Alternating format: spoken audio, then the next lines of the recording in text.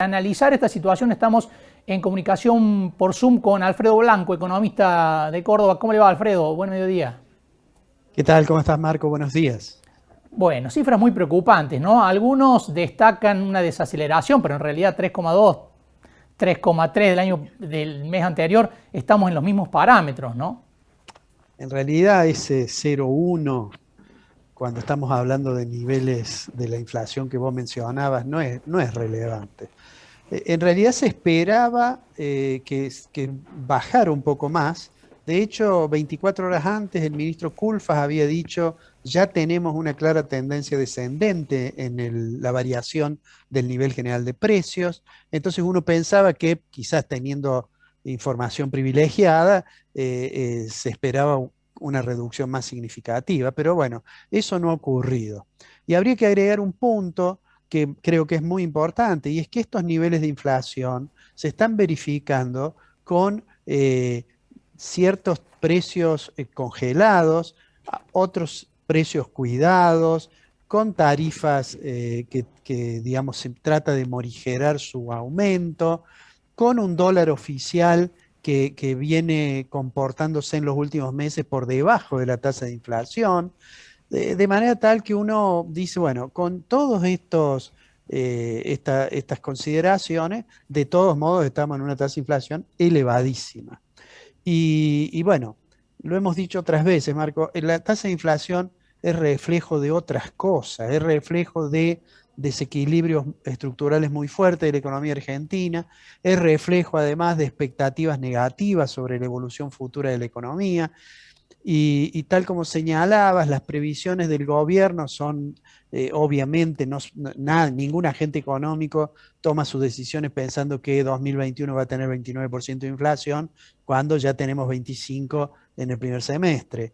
Eh, y bueno, eso se refleja además en otros mercados. Bueno, hace Ujú. algunas horas la situación en el mercado cambiario, digamos, el aumento del dólar marginal, del dólar blue. Digamos, es un panorama realmente que en mi opinión es que el gobierno debería haberse esmerado más en tratar de cerrar los acuerdos con el Fondo y con el Club de París, porque una de las cosas que está golpeando muy fuerte y que probablemente terminará afectando el rebote esperado en el nivel de actividad económica es el hecho de que hay una dosis de incertidumbre muy grande, bueno, asociada a algunas decisiones que dan la impresión de que hay improvisación o de Ujú. algunas declaraciones que aparecen como inconvenientes cuando se está negociando con el fondo, en fin, una situación bien complicada, ¿eh? Alfredo, ¿por qué nada parece funcionar? Porque venimos analizando lo que está haciendo este gobierno con acuerdos de precios, con tratar de contener el dólar, pero tampoco funcionó una visión más monetarista como la que tuvo Macri, conteniendo la emisión de dinero y a la vez sosteniendo los acuerdos de precios, pero nada pareció funcionar, ¿no? Porque es una cuestión Bueno, política, es una cuestión, como decía usted, solo de desequilibrios macroestructurales. Bueno, yo creo que hay una combinación de cosas. En el caso del programa de Macri, aquel programa que se llamó de metas de inflación, si uno analiza la aplicación en otros países, funcionó razonablemente bien, pero acá hubo una cierta dosis de ingenuidad en no analizar de que se partía de una tasa de inflación muy alta. Y bueno, una tasa de inflación muy alta además incorpora un componente inercial, es decir, un componente de inercia inflacionaria muy fuerte. eh, y personalmente creo que la solución del problema nunca puede ser de naturaleza, digamos, exclusivamente monetaria. Si hay algo que dice el ministro Guzmán que es cierto, es que la inflación es un fenómeno que tiene muchas causas.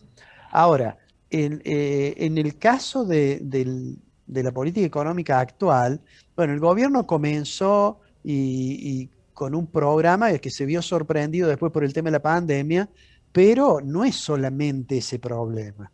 Por supuesto, el tema de la pandemia la tomó Argentina en una situación de mucha fragilidad, fragilidad fiscal, problemas del sector externo, alta tasa de inflación, y entonces lo hacen más complejo. Pero pero además cuando nos comparamos con otros países, y no estoy hablando de los países capitalistas centrales, sino de los países de la región, de Chile, de Uruguay, de Paraguay, de Brasil, bueno, nos damos cuenta que Argentina ha tenido mayor caída en su nivel de actividad durante el año pasado, prácticamente 10% del Producto Interno Bruto, tasa de inflación más alta, bueno, y ni siquiera eso ha logrado transitar la pandemia con menos costo en términos de vidas humanas.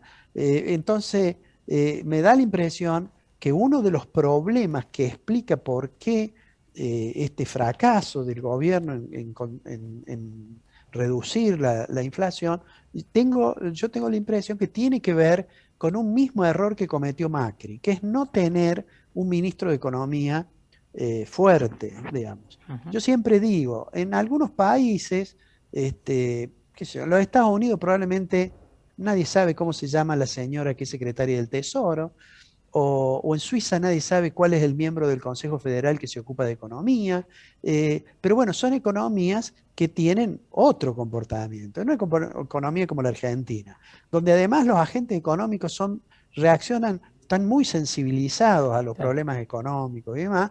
Bueno, hace falta un ministro de Economía fuerte para que pueda coordinar todas las áreas.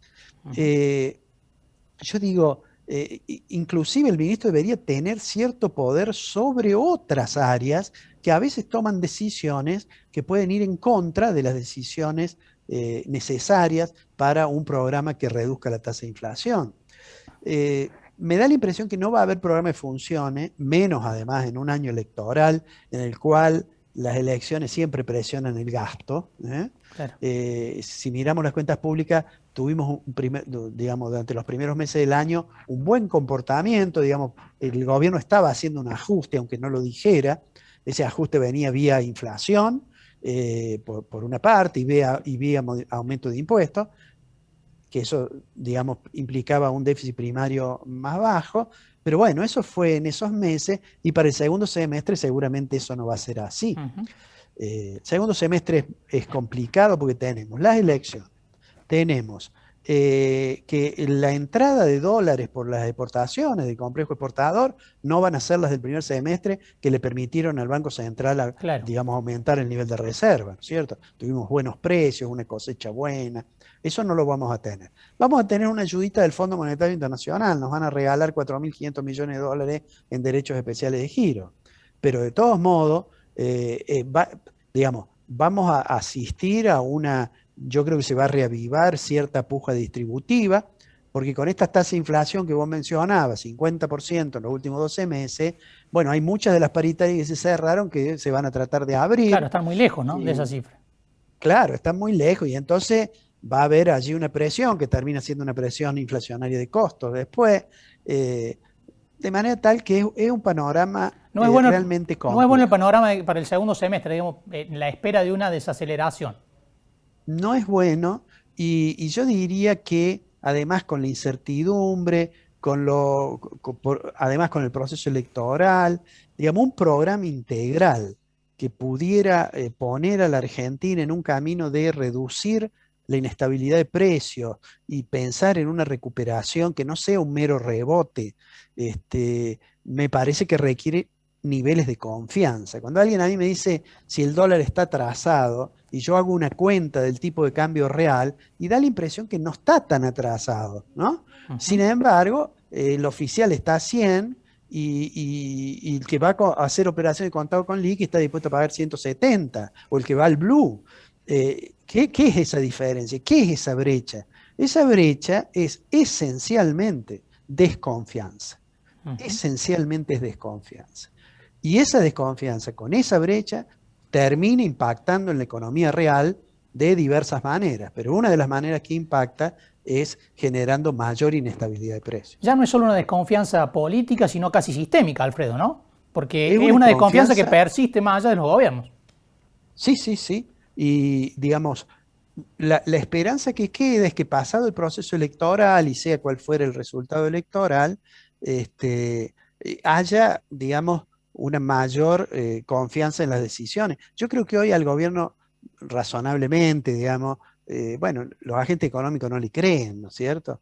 Y no le creen porque, bueno, porque las proyecciones que hizo no se cumplieron. Claro. Alfredo, muchísimas gracias por estos minutos con mensaje directo. Un gusto, como siempre. Un gusto para mí, que tengan un buen fin de semana. Igualmente.